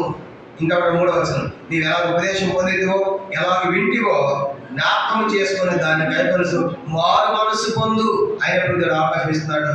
నీ లోపల విశ్వాసం లేదు, నీ లోపల క్రియలు లేవు, చేసే కూడా సంపూర్ణమైనవి లేవు. కాబట్టి నువ్వు ఎలా ఉపదేశం పొందావో ఎలా విన్నావో జ్ఞాపకం చేసుకుని దయచేసి అలా మారు మనసు పొందు. ఇంకేమంటాడు? నీవు జాగ్రత్త పడిన ఎట్లా నేను దొంగ వల్లే వచ్చాను, ఏ గడియ నీ మీదకి వచ్చేదనో నీకు తెలియదు. ప్రభు కూడా మనకేమని చెబుతున్నాడు? ప్రభు మనకి ఇచ్చి వార్తలు కదండి. ఇప్పుడు ఆయన ఎట్లా రాబోతున్నాడు అంటే ఆయన దొంగ వల్లే రాబోతున్నాడు. ప్రభు యొక్క రాకడ 2 రకాలని చెప్పుకున్నాం. ఇప్పుడు 2 రకాలు ప్రభు రాకడలో 2 పాటలు మనం చూస్తాం. మొదటిది రహస్య రాకడ అన్నారు, అదే దొంగ రావటము. రెండవది బహిరంగ రాకడ. మొదటి రాకడ ఏంటి చెప్పండి? రహస్యం. ప్రభు ఎట్లా రాబోతున్నాడు? ఆయన రహస్యంగా దొంగగా రాబోతున్నాడు. రహస్య రాకడ అంటే మధ్యాకాశానికి వస్తాడు. ఆ దొంగ ఎప్పుడు చెప్పి వస్తాడా? దొంగ ఎట్లా చెప్పి రాడు, ప్రభు రాకడ అకస్మాత్తుగా జరుగును అనగా దీన్ని రహస్య రాకడ అన్నాడు. దొంగ వాళ్ళు రావడం అంటే మధ్యాహ్నం తక్కువ వస్తాడు, ఆయన అందరూ తీసుకుని పోతారు. అది రహస్య రాకడ, రాకడలో మొదటి పాట. రెండవ రాకడ ఏంటంటే బహిరంగ రాకడ. 2వ రాకడ చెప్పండి. ఇది ఎప్పుడు జరుగుతుంది? ఇప్పుడు మధ్యాకాశానికి వచ్చి సంఘాన్ని తీసుకుని పోయిన తర్వాత పైన 7 ఏళ్ళు విందు ఉంటుంది, కింద 7 ఏళ్ళు శ్రమలు, మహాశ్రమలుగా 2 పాటలు శ్రమలు ఉంటాయి. పైన 7 ఏళ్ళ మీద ముగించుకొని ప్రభువారు ఆ సంఘాన్ని తీసుకుని దూతలు తీసుకుని యెరూషలేములో ఒలీవల కొండ మీద దిగుతాడు. ఒలీవలు అందరూ చూస్తారు, ప్రపంచంలో చూస్తారు అనమాట. ఆ రోజు అంతా చూస్తూ ఉండగా దూతలతో సంఘంలో దిగుతాడే దాన్ని బహిరంగ రాకడ అన్నారు. అది అందరూ చూస్తారు. అది ప్రకటన 1:7 చెప్పాడు. ప్రకటన 1:7 ఆయన పొడిచిన వారు కూడా ఆయనను చూస్తారు. రొమ్ము కట్టుకుంటారు. అయ్యో నేను ఆయన పొడిచిన కేకలేస్తారు. అది అది బహిరంగ రాకడ. ప్రశ్న ఏంటంటే మరి ఇప్పుడు ఏ రాకడ కోసం చూస్తున్నాము? ఏ రాకడ అంట? రహస్య రాకడ. ప్రభు వస్తాడు కనుక ఇది ప్రపంచానికి అర్థం కావడం కనుక ప్రపంచానికి అర్థం కావట్లేదు. నమ్మిన క్రైస్తవ దేశాలు మాత్రం ఇద్దరు పైలట్లు పెట్టారు. ఇద్దరు పైలట్లు ఎందుకంటే ఒక దేవుని నమ్మనుడు, ఒక నమ్మనుడు. ఇప్పుడు టకాలు వచ్చాడు అనుకో, మరి నమ్మనుడు వెళ్ళిపోతే ఈ ఫ్లైట్ ఎట్ట పోవాలి? అప్పుడు నమ్మనుడు చెప్తారు అనమాట. వాటర్ ఇద్దరు పెట్టారు అనమాట. ఇది నమ్మకం కాదు, నిజంగా జరిగింది. నిజంగా క్రైస్తవ దేశాలు పెట్టారు. అంటే ప్రభువు నమ్ముకు వెళ్ళిపోతారు. ఆ రోజు ప్రపంచం అంతా బీభత్సం అవుతుంది, అల్లకల్లోలం అవుతుంది. ఇద్దరు భార్య భర్తలు పడక మీద ఉంటారు. నమ్మిన భార్య వెళ్ళిపోతే నమ్మిన భర్త అక్కడే ఉంటాడు. అర్థమైందా? ఇద్దరు పొలంలో ఉంటాడు, ఒక వెళ్ళిపోతారు, ఒక ఆమె ఉంటారు. కనుక ఇద్దరు తల్లిస్తారు, ఒక ఆమె వెళ్ళిపోయారు అనమాట. అదే రహస్య రాకడ. ప్రశ్న ఏంటంటే ఇప్పుడు ఆ రాకడ కోసం మనం చూస్తాం ఉన్నాం. అది రహస్య రాకడ. ఈ దేశంలో ఏమంటాడంటే నేను దొంగలు వస్తానంటే ఆయన ఏ రాకడ కోసం వస్తానంటే ఆయన రహస్యంగా ఎప్పుడు వస్తానో తెలియదు. కానీ వచ్చినప్పుడు నువ్వు సిద్ధంగా లేకపోతే, నువ్వు మార్మస్ పొందకపోతే, నీలో క్రియలు లేకపోతే, నీలో విశ్వాసం లేకపోతే, నువ్వు సచ్చిన వాడు సత్యదానం ఉంటే, నువ్వు మృతమైన దానం ఉంటే నువ్వు విడిచిపెట్టబడేది ఖాయం. అందుకంటాడు కదా, మార్మస్ పొంది ఆ క్రియలు, ఆ విశ్వాసం కానీ అవన్నీ నువ్వు కలిగి ఉండు. లేకపోతే నేను దొంగ వల్ల వస్తున్నాను అది నీకు తెలియదు కదా. ఆయన ఆకస్మాత్తు వస్తాడు. కానీ ఎవరు ఏ డేట్ చెప్పి నమ్మకండి. ఇప్పటికే చాలా మంది డేట్లు కూడా చెప్పారు. ఇప్పుడు వస్తాడు డేట్లు కూడా ప్రకటించారు, తారీఖులు ప్రకటించారు. ఇప్పటికే ఆ మధ్య కొంతమంది ఇళ్ళు భూములు అన్ని అమ్ములు పండెక్కారంట. ఒక ఆయన చెప్పాడు తారీఖు వస్తాడంటే 200 సంవత్సరాలకి ఒక బోధకుడు చెప్తే ఆ సంఘంలో అంతా భూములు ఇళ్ళు నమ్ముకుని పండెక్కి ఆయన కోసం చూసినా ఇంకా రాలేదు. కానీ అర్థమైందా? ఆయన ఇప్పుడు వస్తాడు తెలియదు, రేపు వస్తాడు 10 సంవత్సరాలు తెలియదు. కనుక డేట్ చెప్పలేదు, వచ్చేది మాత్రం కాదు. దానికి ఎందుకంటే అది రహస్య రాకడ. అందుకే ఇప్పుడు ఆయన దొంగ వాళ్ళు వస్తారు కాబట్టి మీరు జాగ్రత్తగా ఉండి ప్రవేశించి హెచ్చరికలు చేస్తాము. ఆ రహస్య రాకలు ఎత్తబడలేదు అనుకోండి, విడబడితే మహాఘోరమైన శ్రమలు కనుక భూలోకములు వాటిలో ఆ శ్రమలు చిక్కుని ఎన్నో బాధలు, ఎన్నో కష్టాలు కూడా. అందుకే మనం ఆ మొదటి ఆ యొక్క రహస్య రాకడలోనే మనము ఎత్తబడి. మనం అంటే ఎవరు? సంఘం అంటే ఇక్కడ మీద విశ్వాసం ప్లస్ క్రియలు కలిగింది కనుక వాళ్ళు ఎత్తపడతారు. సంఘం అంతా ఎత్తపడదు కనుక సంఘం అంతా ఎత్తపడదు. సంఘంలో కొద్దిమంది ఉంటారు, శేషం ఉంటారు, కాపాడుకోవాలి ఉంటారు, భక్తి నిలిచిన వాళ్ళు ఉంటారు దేవుని కోసం. అట్లాంటి వాళ్ళు ఎడతారు. కానీ ఇప్పుడు నేను చెప్పాను కదా, సంఘానికి చాలా మంది వస్తారు, ఆరాధన చేస్తారు, పాటలు పాడతారు, పాటలు వేస్తారు. కానీ వాళ్ళ క్రియలు ఎట్లా ఉంటాయంటే వాళ్ళ బ్రతుకులు జీవించడం కనబడుతున్నారు పైకి. వాళ్ళు ఎప్పుడో సచ్చిన వాడు, మృతమైనటువంటి వాడు, వాళ్ళు ఎత్తపడలేరు అన్నమాట. కానీ ఈ సంఘం అంటాడు నువ్వు మృతమైన స్థితిలో ఉన్నావు, నువ్వు ఎత్తపడాలంటే నేను దొంగలు రాబోతున్నాను, జాగ్రత్త మౌనం పొంది సిద్ధపడు. ఇంకేమంటున్నాడు? 4వ వచనం, ప్రకటన 3వ అధ్యాయము 4వ వచనం. అయితే తమ వస్త్రములను అపవిత్రపరచుకొని కొందరు సార్దీసులా ఉన్నారు. ఈ సంఘానికి వచ్చిన మెప్పి ఒకటే మెప్పు. అయితే సంఘం అంతా అక్కడ లేదంట. సార్దీసు సంఘం అంతా అక్కడ లేదు కనుక కొంతమంది ఉన్నారంట. కొంతమంది ఎక్కడున్నారంటే వస్త్రములు అపవిత్రపరచుకొని కొందరు సార్దీసులో ఉన్నారు. వారు అర్హులైన తెల్లని వస్త్రం ధరించుకుని నాతో కూడా సంచరించారు. సార్దీ సంఘంలో ఎక్కువ మంది మృతమైన స్థితిలో ఉంటే కొంతమంది మాత్రము ఎట్లున్నారంటే తెల్లని అపవిత్రపరచుకోలేదు. చూడండి, మనం తెల్లని బట్టలు వేసుకున్నాం అనుకోండి, తెల్లని బట్టలు వేసుకుంటా ఉంటే ఎదురుగా రోడ్డు పక్కనే గుంట ఉంది కనుక చిన్న కాలం నీళ్ళు ఆకుని బస్సు వస్తూ ఉంది. మనం ఏం చేస్తాం? దూరం చూసి ఎందుకు ఎక్కడ నిలిచింది పడతాయో కనుక ఎంత కేరింగ్లో మనకి వస్త్రాల గురించే మళ్ళీ సపేస్తే పోయింది. అయినా అమ్మ మురికని గేదె మంచి మురికి ఉండి వస్తుంది అనుకోండి. గేదె పశువు అది అంత దూరం ఉండగానే దాని మురికి దాని తోక అంత చూసింది, దాన్ని ఏం చేస్తే ఎక్కడ ఉండగానే డైవర్ట్ అయిపోతుంది. ఎందుకు? అది కన్నలు కొన్ని తోక మామూలుగా వస్తేనే దానికి ఎదిరిపోం. కానీ గేదెకి ఎక్కడ అసహ్యం మీద పడుతుంది. ఇంకా మురికి వేసి ఎదురుపడతాము. మన వస్త్రాల విషయంలో ఎంత కేర్ఫుల్ ఉంటే మనకి మురికి పడకూడదని. మన ఆత్మీయ జీవితంలో ప్రభు రాబోతున్నాడు కదా, కనుక రాబోతున్నప్పుడు ఇదేం తెలియజేస్తుందంటే అపవిత్రమైన జీవితం. పాపం అంటే ఎట్లా మురికి అంటే పోయింది, పాపం అంటే పోయేది కాదు. కనుక పాపం అంటే ఏ శ్రద్ధ కడిగేది కదా. కనుక రక్షించబడిన మనము మళ్ళా తిరిగి పాపం చేస్తే ఎట్లా? ప్రభు రాబోతున్నాడు కదా, కాబట్టి ఇది పోయేది కాదు. అందుకే సార్దీసులో 100 మంది అంట తెల్లని వస్త్రాలు అపవిత్రపరచుకోకుండా, అంటే పాపం చేయకుండా, అపవిత్రులు కాకుండా పరిశుద్ధులు కొంతమంది ఉన్నారంట సంఘంలో. నన్ను కదా చెప్పాను కదా, సంఘం అంతా ఎక్కడ పడినా అందరూ ఎక్కబడరు, అందరూ వినపడరు, ఒక శేషం ఉంటారు. అందుకే ఈ యొక్క సార్డిస్ అంటే శేషం అనే అర్థం కూడా ఉంది. కానీ కొంతమంది శేషం ఉంటారు, ఆ శేషం ఎత్తబడి. ఇదని చాలా మంది మా బసంగా కలిసి మేమంతా ఎత్తబడాలి పొరపాటే. అందరూ ఎత్తబడి దీంట్లో సగం మంది ఎత్తబడతారు కనుక ఇక్కడ ఎత్తబడతారు సగం మంది. కానీ ఎవరు ఎత్తబడేది? శేషం, పిడికి కాపాడుకున్నవాడు, విశ్వాసం క్రియలు ఉన్నటువంటి వాడు. నేను రక్షణ పనులు పనులనుకునేవాడిని అసలు బసంగా ఫెలోషిప్ తప్ప మనం తప్ప ఇంకెవరు పనులకు పోరాడుకున్నాం. ఈరోజు పరిస్థితులకు వస్తా ఉంటే అసలు మనం తప్ప అందరూ పోతారేమో అనుకున్నాం. ఎందుకు? అన్ని మన లోపలికి వచ్చేసాయి. ఎన్ని సరి చేసుకోవాలో మనం, ఎన్ని మార్చుకోవాలి, ఎన్ని దిద్దుకోవాలి. పైకి మాత్రము జరుగుతుంది, రొటీన్ జరిగిస్తున్నారు, అన్ని సేవ కార్యక్రమాలు జరుగుతున్నాయి, కానీ లోపల జీవము లేదు, ఆత్మ లేదు, దేవునితో సంబంధం తెగిపోయి ఏదో జరిగిస్తా ఉన్నట్టుగా సేవా కార్యక్రమాలు జరుగుతున్నాయి, కానీ ఆత్మల సంబంధం తెగిపోయి. అందుకే జీవాన్ని పోగొట్టుకున్న స్థితిలో ప్రతి సంఘం ఉంది, మనం కూడా ఉన్నాం. ఈరోజు మనము అది సరి చేసుకోవాలి. కానీ ప్రభావ ఎక్కడ నా అవసరం అపవిత్రం అయిపోయింది, ఎక్కడ నేను పాపంలో పడ్డాను కనుక అని జాగ్రత్త పడి మనం సరి చేసుకొని బ్రతకాలని ప్రభు కోరుతున్నాడు. అలా వస్త్రాలను కాపాడుకున్నటువంటి వారు, తెల్ల వస్త్రం ధరించిన వారు అర్హులుగా దేవుని కూడా సంచరిస్తారంట. 5వ వచనం ప్రకటన 3:5. జయించోడు అలాగిన తెల్లని వస్త్రములు ధరించుకొనును, జీవ గ్రంథంలో అతని పేరు ఎంత మాత్రం తుడిపెట్టగా నా తండ్రి ఎదుకను ఆయన దూతలు ఎదుకను అతని పేరు ఒప్పుకొందును. ఎప్పుడైతే అక్కడ జయించేవాడు ఉంటారో తెల్లని వస్త్రాలు ధరించుకున్న వాళ్ళ పేరు జీవ గ్రంథంలో నుంచి ఏం చేయబడదంట? తుడిచివేయబడదు. తెల్లని వస్త్రాలు కాపాడుకున్నారు, పరిశుద్ధులుగా జీవించారు, విశ్వాసం ఉంది, క్రియలు ఉన్నాయి, కానీ అలా జీవించినటువంటి వారు పేరు జీవ గ్రంథంలో కనబడుతుంది. జీవ గ్రంథంలో రాయబడిన తర్వాత పేరు తుడిచిపెట్టడానికి అవకాశం ఉందా అంటే తప్పనిసరిగా తుడిచిపెట్టే అవకాశం ఉంది. ఉదాహరణకు బైబిల్లో 12 మంది అపోస్తులు ఉన్నారు. 12 మందిలో ఒకడు ఇస్కరియోతు, యోధ కూడా మనం చూస్తాం. అది ఇప్పుడు యోధ పేరు అపోస్తుల్లో రాయబడింది. సువార్తల్లో ప్రాణంలో వచ్చినప్పటికీ ప్రాణగ్రంథంలో అపోస్తుల్లో పేరు యోధ పేరు లేదు. ఎవరి పేరు ఉంది? ప్రాణగ్రంథంలో మత్తయి పేరు ఉంటుంది అనమాట. అంటే అపోస్తుల కార్యములు మొదటి అధ్యాయంలో ఆ యోధ ప్లేస్లో మరొక వ్యక్తి ఎన్నుకున్నాడు, ఆయన పేరే మత్తయి అని మనం చూస్తాం. కారణం ఏంటంటే ఒకసారి ఇస్కరియోతు యోధ పేరు రాయబడింది, మళ్ళీ ఏమైంది? మళ్ళా తుడిచివేయబడి అతని ప్లేస్ ఎవరి పేరు రాశారంట? మత్తయి పేరు రాశారు. అంటే మనం చూసినప్పుడు ఎంత జాగ్రత్తగా బతకాలి. ఒకసారి రికార్డు నమోదైపోయింది కాబట్టి ఇక పర్వాలేదు అనుకోవాలి. కనుక రికార్డు నమోదైపోయిన తర్వాత దానికి అప్డేట్ లేకపోతే సిస్టమ్ కూడా ఏం చేసి ఈ దినాల్లో చెప్పండి, సిస్టమ్స్ కూడా నాకు రికార్డు ఉందంటే 10 సంవత్సరాలు పోయిన తర్వాత అప్డేట్ చేస్తారంటాడు. అంటే ఏమో దానికి ఏం చేయాలి? నువ్వు బతికినట్టు చూపిస్తా ఉండాలి, నీ డాక్యుమెంట్ తీసుకొని సబ్మిట్ చేస్తామంటే బతికినట్టు యాక్టివేట్ చేస్తామంటే అది ఆన్లో ఉంటుంది అనమాట. ఈ రికార్డు అంటే ఒకసారి రాసేసే పర్లోకంలో ఇక డైరెక్ట్ పర్లోకం అనుకోబాకండి. రాసిన దాన్ని తుడి పెట్టడానికి కూడా అవకాశం ఉంది. కానీ అందుకే సాధ్య సంగమా మా పేర్లు జీవనం ఉన్నాయనుకుంటున్నారు, మీ పేరు తుడిపెట్టే అవకాశం కూడా ఉంది.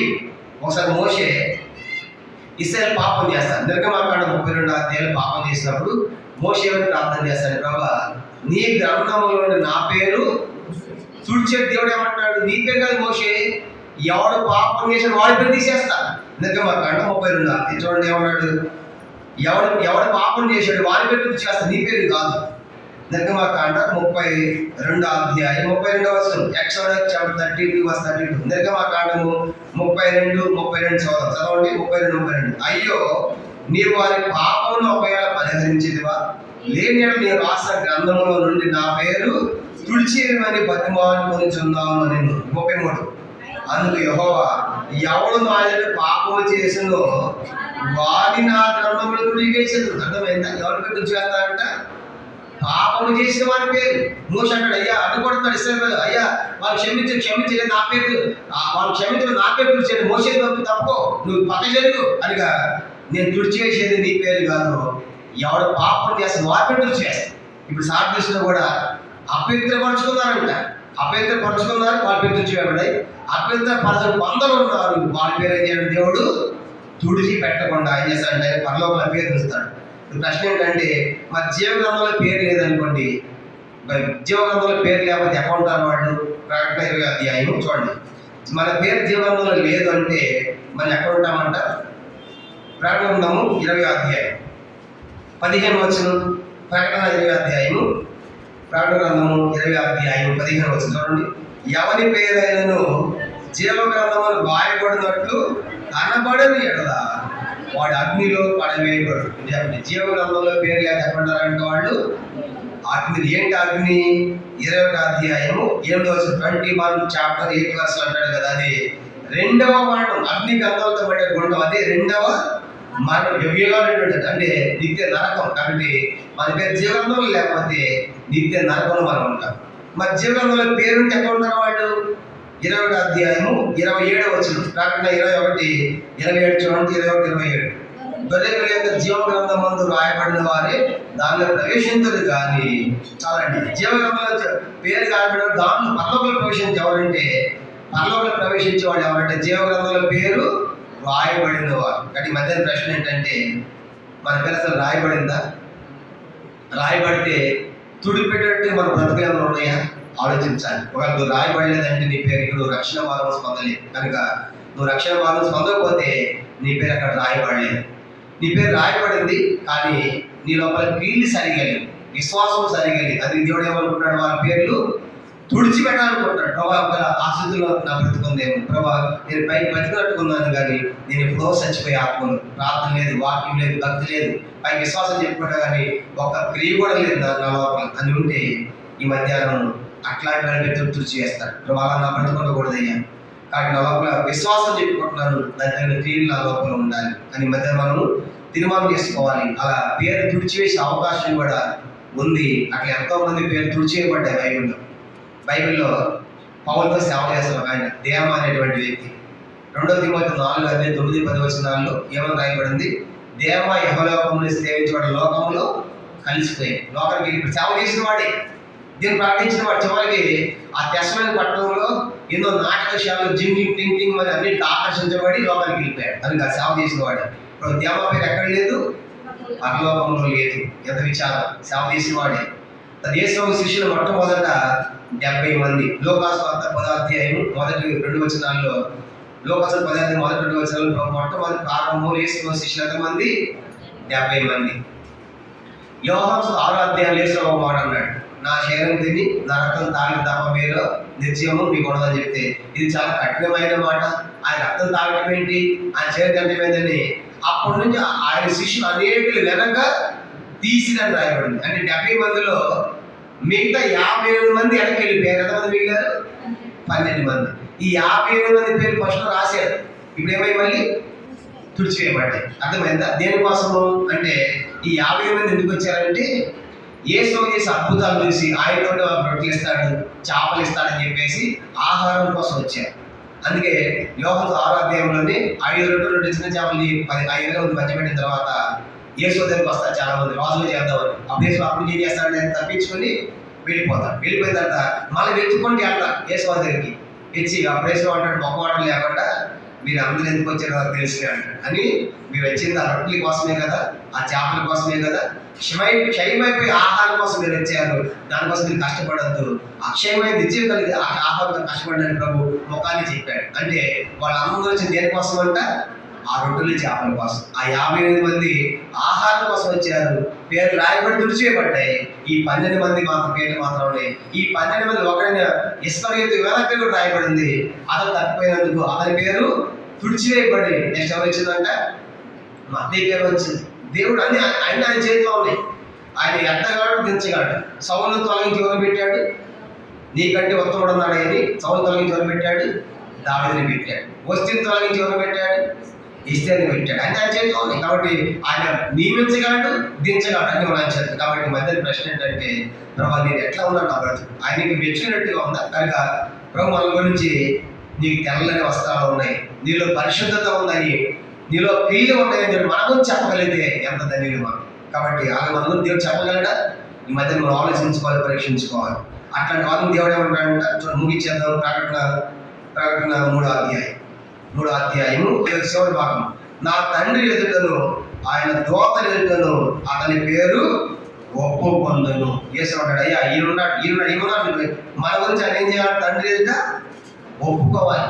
అంతేగాని నువ్వు మన నిలబడిన తర్వాత ఆ పలాన్ని తీమోతరంగానే ఈ రోజు నాకు తెలియదు ప్రభావ తండ్రి అంటే గెటప్ అంటాడు. అర్థమైందా? మన గురించి తండ్రి ఒప్పుకోవాలి, తండ్రి దేశం ఒప్పుకోవాలి. అర్థమైంది. కనుక ఎవరు నాకు తెలియదంటే కొన్నిసార్లు మనం అంటాం, నేను నీకు బాగా తెలుసాను, అప్పుడు నాకు ఇప్పుడు చాలా గుర్తు చేస్తూ ఉంటాను. వాళ్ళు మనం కలుసుకొని తిందామని తాగేవాడి నా గుర్తు రాలేదు బెదరు అంటాను కొన్నిసార్లు. అయ్యో ఇంత మర్చిపోతే ఎట్లా నేను చెప్పేసారి ఫీల్ అవుతాను కొన్నిసార్లు. తిని తాగి మర్చిపోయి ఎట్లా అక్కడ గుర్తు చేసిన తప్పగా ఉన్నాడు. స్వామి ఇక్కడ కదా అక్రమం చేయవాళ్ళ మీరు ఎవరో నాకు గెట్అవుట్ అద్భుతాలు ఎవరు చేయమన్నా నేను ఆశ్చర్య ఎవరు చేయమని నేను పంపించానా మీరు ఎవరు నాకు తెలుసుకోండి మీరు అక్రమం అన్నట్టు. అట్లాగా దేవుడు మన గురించి ఒప్పుకోకుండా తప్పిస్తే ఎలా ఉంటుంది? లోకంలో ఒప్పుకోకపోతే మనం ఎంత బాధపడతాం కనుక దాన్ని మర్చిపోయినప్పుడే అని బాధపడుతూ ఉంటాం. ప్రభు పరలోకం తండ్రి కదా ఎవరు తెలియదంటే ఎక్కడ మన పరిస్థితి కనుక ఎక్కడ దాన్ని జరిగేట్టు ఆయన ఒప్పుకోవడం మనం ఏం చేయాలంటే మత్తయి సువార్త 10వ అధ్యాయం ఖచ్చితంగా ముగిద్దాం. మత్తయి సువార్త ప్రభు మన గురించి పరలోకం ఒప్పుకోవాలని మనం కూడా ఇక్కడ ఆయన ఒప్పుకోవాలి. మత్తయి సువార్త 10వ అధ్యాయం మత్తయి సువార్త 10వ అధ్యాయము గమనించమంటే 32, 33 వచనాలు చదువుతూ ముగిద్దాం. మత్తయి సువార్త 10వ అధ్యాయం 31, 32, 33 వచనాలు చదవండి. మనుషుల ఎదుట నన్ను ఒప్పుకొని వాడేవాడు పరలోకమందున నా తండ్రి ఎదుట నేను వారిని ఒప్పుకొందు. 33 మనుషుల ఎదుట ఎవడను ఎరుగనన్ను వారిని పరలోకమందున నా తండ్రి ఎదుట నేను ఎరుగనందును. కానీ పరలోక మనుషుల ఎదుట కూడా నేర్చుకోవాలని నమ్ముకున్నామంటే మనం ఏం చెప్పాలి? చర్చిలో మాత్రం వేసుకోకుండా బయటకు వెళ్తే అయ్యో మాకు తెలియదు అని పేదలాగా నువ్వు చిన్నది చదవది నువ్వు వేసుకో కూడా ఉన్నావు కదా అని పేదలు ఏమన్నాడు? నేను ఉండాలంటే ఉండలేదు నువ్వు ఉన్నావు అన్నాడు సార్ అంటే నాయో నాకు తెలియదు అన్నాడు. అదంటే అంతకు పేదలతో పోలేపాడు తప్పిపోయాడు. అది వెక్కి ఏడ్చాడు పశ్చాత్తాపడ్డాడు. ప్రభు ఎంత బాగు చేశాను ఏడ్చి పశ్చాత్తాపడి పేదలు క్షమించాడు. కాబట్టి పేదలు ఒకప్పుడు ఒప్పుకోలేదు, తర్వాత ఎంత పశ్చాత్తాపడి సరిచేసుకున్నాడు. కానీ ప్రభు మన నుంచి ఒప్పుకోవాలంటే మొట్టమొదట మనం ఆయన గురించి లోపల ఏం చేయాలంటే మనము ఒప్పుకోవాలి. అని నేర్చుకోవాలి. దేవుని నమ్ముకున్నానండి మనం ఎప్పుడైతే దేవుని గురించి ఒప్పుకుంటామో ఆయన మన గురించి తండ్రి ఆయన్ని ఒప్పుకుంటాడు. ఈ రీతిగా సార్థ సంఘం అనేది మరి సంపూర్ణమైన క్రియలు లేకుండా మృతమైన స్థితిలో పైకి బతికిన దాని వల్ల ఉండి సచ్చిన స్థితిలో ఆ సంఘం ఉంది. అంత మాత్రమే కాదు, దేవుడు అంటున్నాడు నీ క్రియలు సంపూర్ణమైనవి లేవు కాబట్టి నువ్వు ఏది విన్నావు ఏది ఉపదేశం పొందావో మార్గంస్ పొందు. నేను 90 రాబోతున్నాను, నువ్వు మార్గంస్ పొందకపోతే విడిచిపెట్టబడేది ఖాయం. అయితే ఆ సంఘంలో కొంతమంది మాత్రం పరిశుద్ధులుగా పవిత్రులుగా తెల్లని వస్త్రాలు ధరించుకుని పరిశుద్ధులను కాపాడుకున్నారు. వాళ్ళు నాతో సంచరిస్తారు, పరలోకం ఉంటారు, వాళ్ళ పేరు జీవాలు ఎంత మాత్రం నేను తుడిచిపెట్టినట్టు ప్రభు 10 మంది మెచ్చుకున్నాడు. అయితే వాళ్ళ తండ్రి ఎదురు నేను ఒప్పుకుంటాను. ఎందుకంటే ఇంకో విషయం ఏంటంటే ఈ సంఘము వచ్చే సమయానికి శ్రమలు క్రైస్తవులు పాపకి పెట్టుకోవాలి ముగిస్తా. మిగతా సంఘాలకి ఏమన్నాయి? శ్రమలు ఉన్నాయి. కనుక ఎన్నో శ్రమలు చెప్పుకున్నాం కదా, నీ సహనము నీ శ్రమలు నీ కష్టాలు నాకేదో తెలుసు అన్నాడు. కానీ ఈ సంఘం వచ్చే సమయానికి క్రైస్తవులకి కొంత విశ్రాంతి దొరికింది, రిలీఫ్, స్వాతంత్రం. అంటే శ్రమలు కష్టాలు లేవన్నమాట. ఏ సంఘ టైంలో? సంఘం చెప్పాలి. సంఘం అంట శ్రమలు ఉన్న టైంలోనే అంత భక్తిగా ఉంటే శ్రమలు లేనప్పుడు ఎంత భక్తిగా ఉండాలి సంఘం? ఆలోచించండి. శ్రమల్లోనే ప్రాణాలు చంపుతున్నప్పుడే వాళ్ళు విశ్వాసం గట్టిగా చేపడితే శ్రమలు లేని దినాల్లో వీళ్ళు ఎంత భక్తిగా ఉండాల్సింది. నీకు ఏ శ్రమ లేదుగా, ఎంత భక్తిగా జీవించాలి.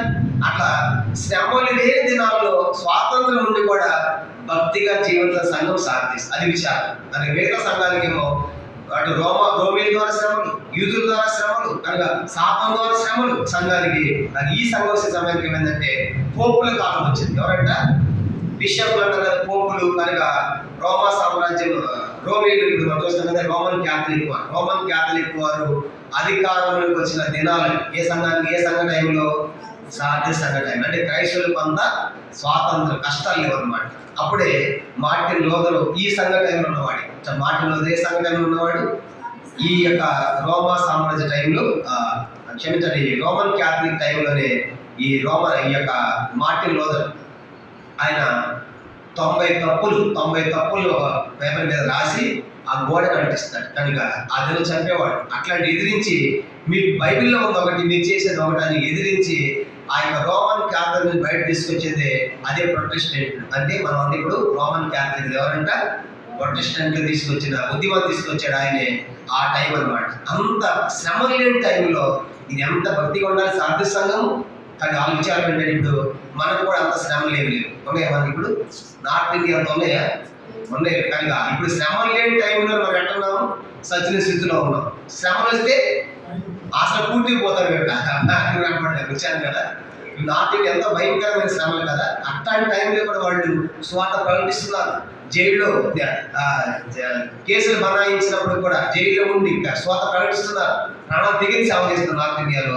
మనకు అట్లాంటి శ్రమలు లేనప్పుడు కూడా మనకు భక్తులే లేకపోతే, విశ్వాసాలు వీళ్ళే లేకపోతే మనం ఎప్పుడు ఆ స్థాయికి ఎదగలం. కాబట్టి సంఘము శ్రమలు లేని కాలంలో, అందుకే దేవుడు ఈ సంఘం ఏ శ్రమ చెప్పాలి. నువ్వు సంఘం చాలా శ్రమలు పొంది అన్నాడేమో, ఏ శ్రమలు చెప్పలేదు కనుక నువ్వు స్వాతంత్రం ఫ్రీగా ఉన్నావు. అయినప్పుడు నీలో భక్తి సత్యనారాయణలో ఉన్నావు కాబట్టి పైకి మాత్రం అట్లా ఉన్నావు. నువ్వు ఉతుడివే, నువ్వు మార్పులు చదివేసుకుంటావు సరే, లేకపోతే రాబోతున్నాను ప్రభు ఈ సంఘం నుంచి వాక్య హెచ్చరిక మనం చూస్తాం. కాబట్టి ఈ వాక్య వెలుగులో సంఘంలో మన బ్రతుకులు ఎలా ఉంది మనం పరీక్షించుకొని ఆయన పనులు మనం పాల్గొంటాం. మోకరించండి, ప్రార్థన. అందరూ కళ్ళు మూసుకోవాలి. ఈ వాక్య వెలుగులో దేవుడు తన వాక్యం ద్వారా మనతో మాట్లాడుతుండగా మన సార్థి సంఘం శ్రమలు లేని కాలం, స్వాతంత్రం ఉన్న టైంలో ఎంతో భక్తిగా ఎదగలిగిన సార్థి సంఘం సంఘస్థులు క్రియలు కూడా లేవు, సంపూర్ణంగా లేవు. ఏ పని ఇచ్చినా అరాకొరే, ఆశతో భక్తితో నేను సంపూర్ణంగా చేయాలి, చివరిదాకా చేయాలి అని ఆశ లేదు.